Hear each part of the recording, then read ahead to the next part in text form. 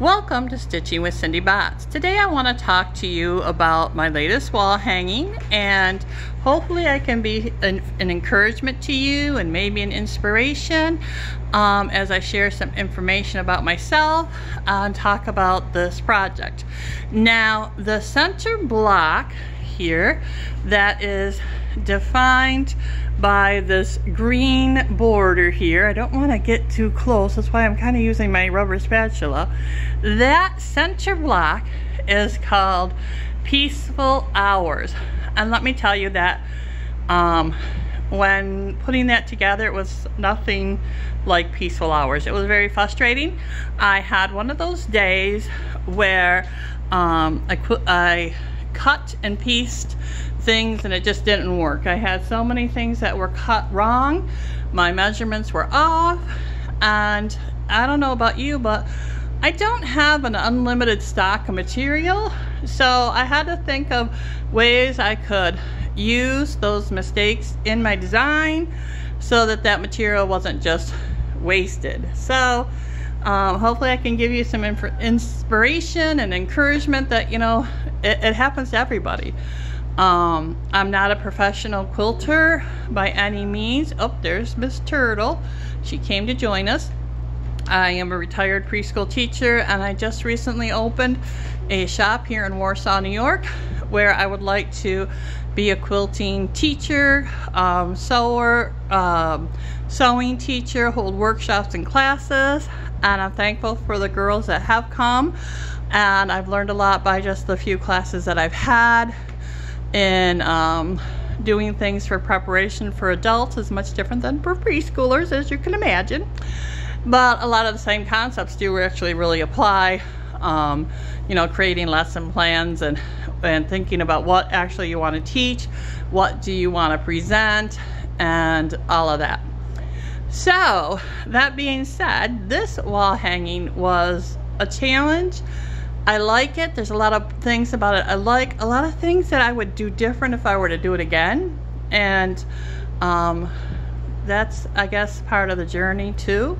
So let's look at it. I like the center block. Now, I saw that block actually in the Farmer's Wife's book.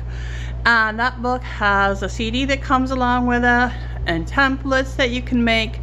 I did not want to use templates. I did it with ruler work, and I enlarged it to a 24-inch block. So the half square triangles here, these are 6.5-inch blocks, which means these also are 6.5-inch blocks when you talk about a 4x4 grid, and when I'm using graph paper. And then you have some these are half rectangles, these are half triangles, and these are half square triangles also, with a little extra snowball there to create that. There are different ways you could have done that. You could have started with a square in the middle and then done the strips around it and built it out that way. I really like this component in the middle, how this becomes one shape, this point here and this point and this point, how it surrounds that pink. And then this is a really bright, fun pattern fabric. That's a keepsake calico pattern, and I just really liked that fabric.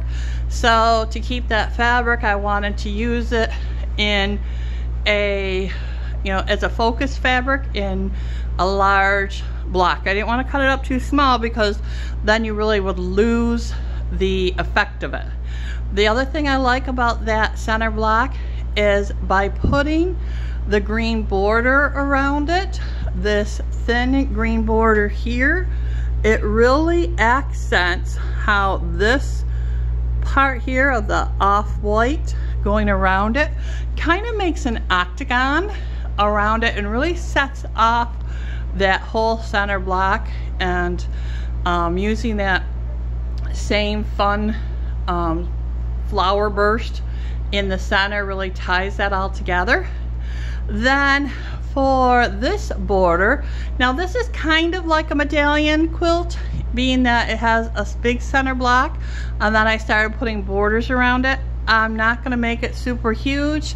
This is like 45 inches wide, and it's a square.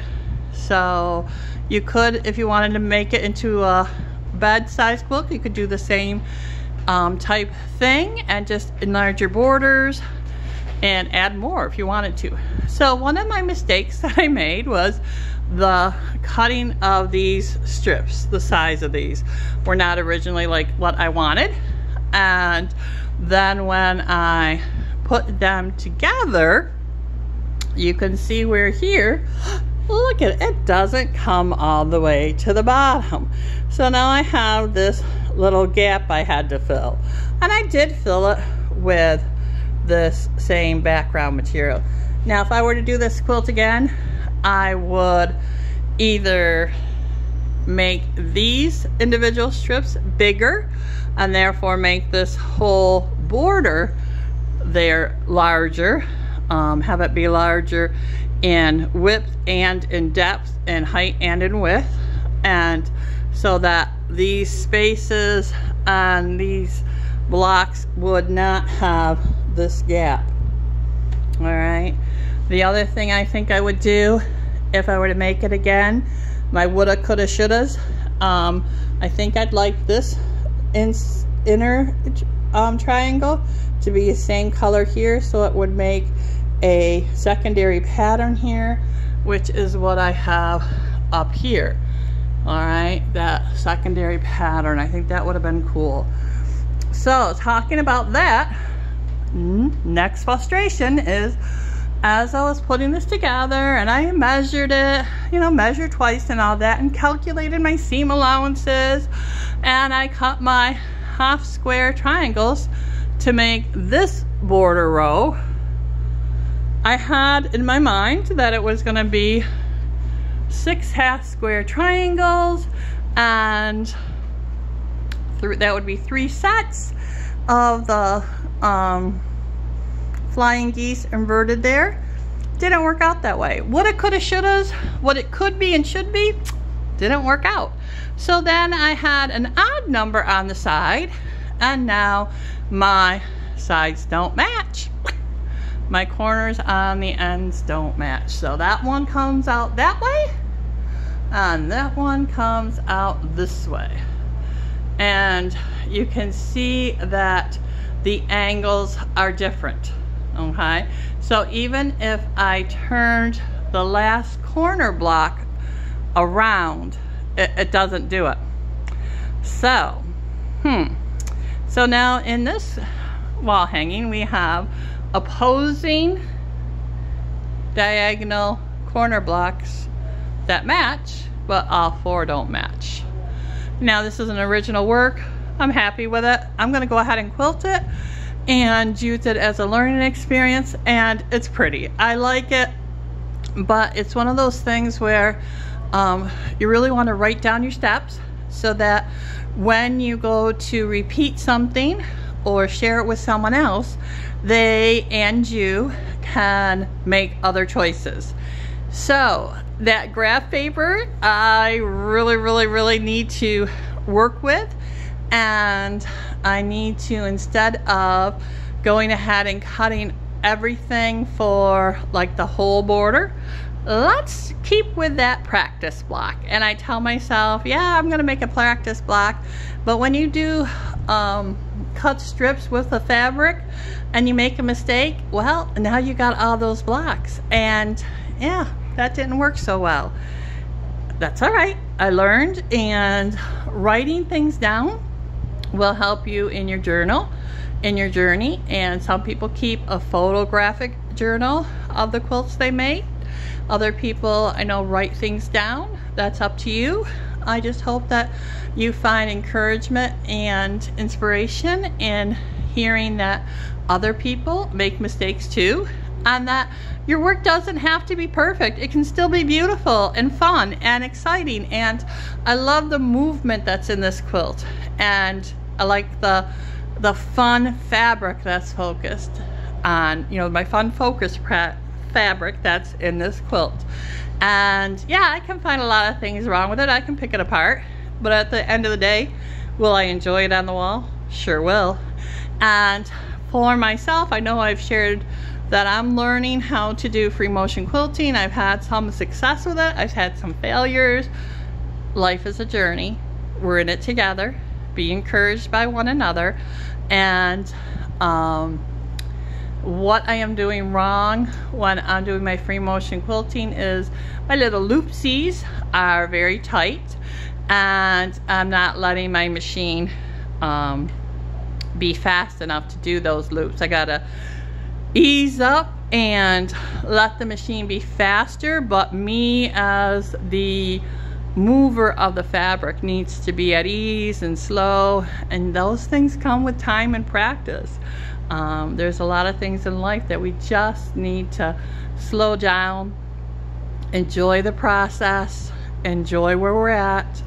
And unfortunately, I am one of those people that, you know, halfway through this project, I wanted it to be done. I wanted to be over with it. And that's just something that, you know, in my own personal journey I got to work on, is enjoying the moment, enjoying what I'm doing, seeing it all come together. Once I started putting this up on the design wall, I was much happier with it than when it was sitting on my sewing machine table. So that's where that's at. Again, I'm opening, or have opened, my shop here in Warsaw, New York. I'm trying to teach quilting and sewing lessons, and I'm hoping that in the future maybe I can have some people come in, and together we can design our own wall hangings and quilts together, and break out the pencils and the graph paper and create something special and unique in each group, in each workshop. And this is just one of those steps on the way. So I thank you. I hope you have a great night. Please check out my Facebook page there, the Stitcher's Choice Workspace, and if you want to email me, it's the Stitcher's Choice Workspace at gmail.com. And please, you know, make a comment, share, and like. I'd like to hear your thoughts about your quilting journey, and be an inspiration to others and an encouragement. You have a great day, and we'll see you again soon. Bye now.